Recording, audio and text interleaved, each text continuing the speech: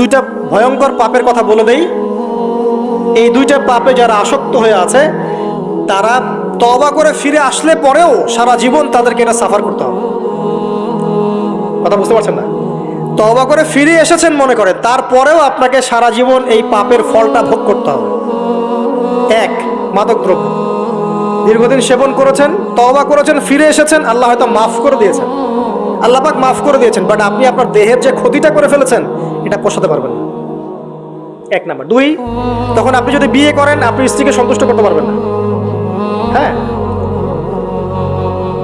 দুই নাম্বার হচ্ছে এই যে গোপনে যুবকরা যে পাপটা করে, মাস্টারবেশন, যেটাকে আমরা বলি হস্তমৈথুন, এই পাপ যেসব যুবকরা করছে বা করে, এবং অ্যাভেলেবেল এই পাপটা সবাই করে, কারণ এখন পর্নের যুগ, পর্ন দেখলে তো আর কোনো উপায় নাই, তখন তো এই পথেই যেতে হচ্ছে, নিজের উপরে নিজেকে জুলুম করতে হচ্ছে।